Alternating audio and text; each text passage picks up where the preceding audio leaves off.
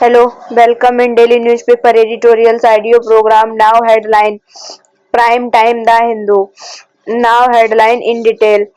Prime time The Hindu. The government must engage with the opposition constructively.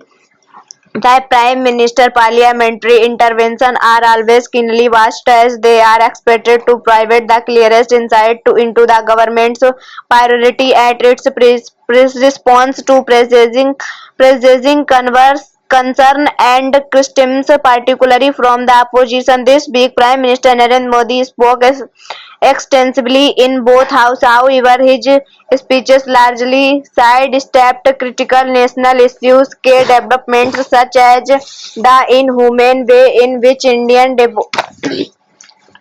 deportees were flown back by the United States and stamped at the Mahakumbh in Prayagraj, and the transformative advancement in artificial intelligence, each other significant implication for India's future, received little to no substantive acknowledgement.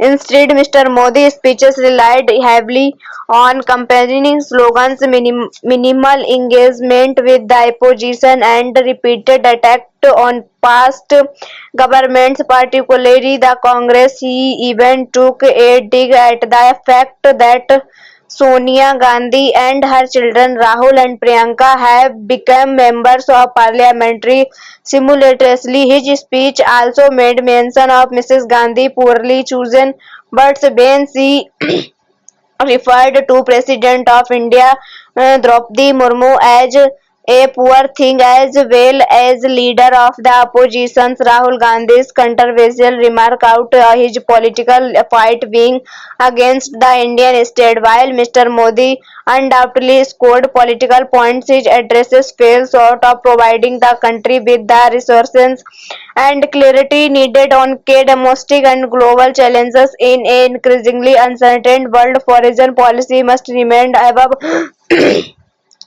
partisan bickering, and the government must do more to build consensus on India's development trajectory, particularly in the face of rapid technological disruption. Rahul Gandhi's argument for India to develop its own almond and indigenous production ecosystem resonate with a broad segment of the population, and the government would do well to engage with such ideas rather than dismiss them outright.